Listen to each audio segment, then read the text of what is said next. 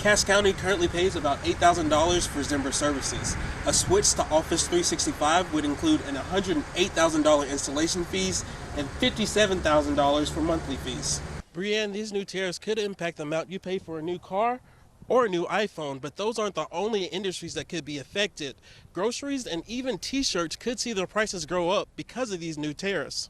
Good morning, Vahid. I'm still working to get updated numbers, but what I can tell you is that when I was here 24 hours ago, this bin behind me was completely empty. Now it's filled to the top with those paper towels and canned goods that they were hoping for. Officials are hoping that this late push is enough to get them over the top of their numbers.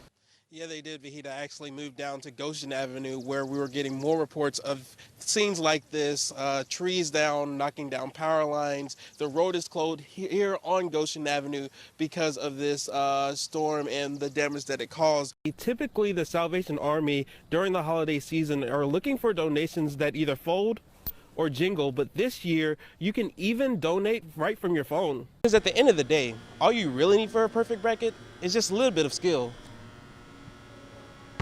and a whole lot of luck. Good morning, Vahid. You know, the most conventional way to prevent a mosquito bite is to make sure that you have your insect repellent with DEET, but there are other ways to prevent being bitten.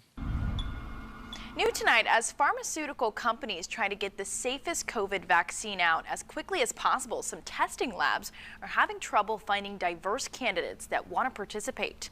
ABC 57's Jonathan Bailey joining us live in studio to explain why this push for diversity comes as a difficult decision for communities of color. Jonathan.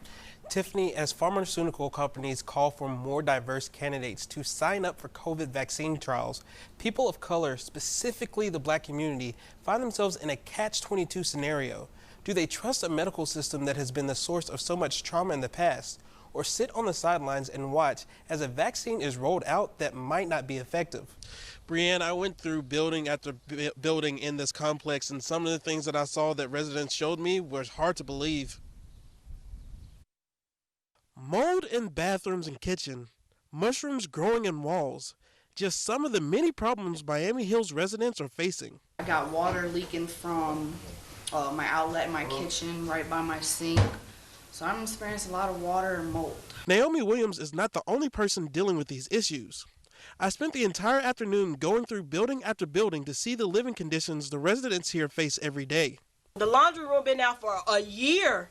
I have a basket right here at the end of this hallway closet that I'm steady trying to wash inside the tub and inside of the sink. These problems have not been a new phenomenon for these residents, as some issues have apparently gone unaddressed for years. I ain't been able to use that tub for years. I can't turn it on.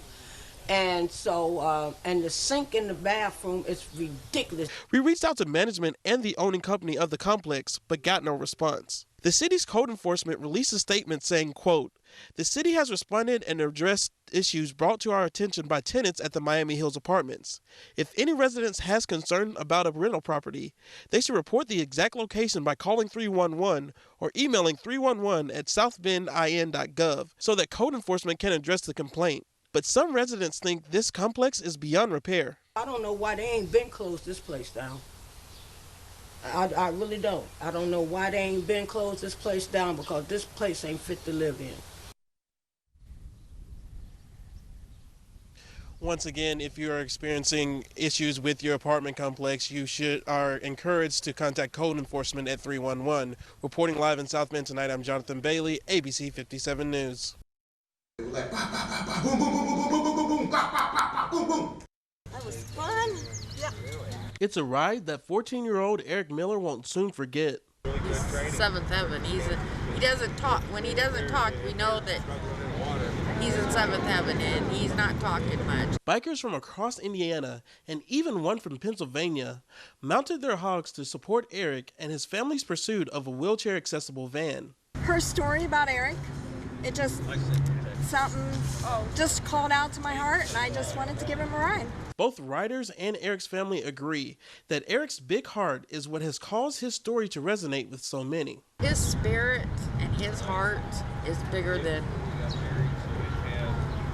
the world. I mean, he loves with a passion. Two women even got the privilege of escorting Eric on her bike on the 10-mile ride from the Big R store in Elkhart to Creekside Church, where a bake sale was being held to also raise money for Eric's family. I don't even have words. He was so elated, and that is all I wanted.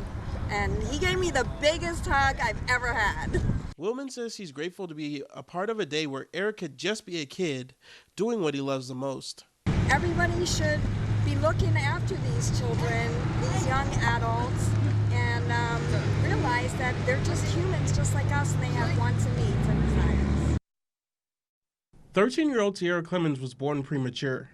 6 weeks after her birth, she was diagnosed with bacterial meningitis that caused infection, strokes, and eventually serious brain damage. She was supposed to have a trach and everything. She was on the respirator for 5 weeks, but they took it out and she was breathing on her own ever since. 13 years later, an Iowa-based nonprofit called My Happy Place got wind of Sierra's story and decided to step in.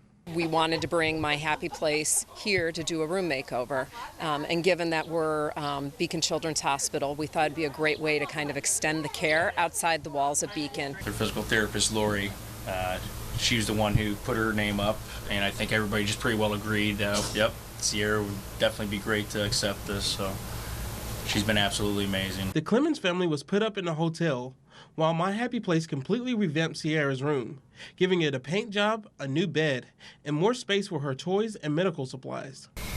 She's just been through a lot, and it's just nice to see her have something to look forward to again, you know. My Happy Place co-founder Lisa Ton says seeing the reaction from the Clemens family made the 8-hour journey from Iowa even more special. When you open that door and you see the reaction on, sometimes the child's a little shy, but you see the reaction on mom and dad's face, it's worth everything. And for Sierra, she had 2 words to sum up her new room. What is it? Is it awesome? Awesome sauce. Reporting in Middlebury, Jonathan Bailey, ABC 57 News.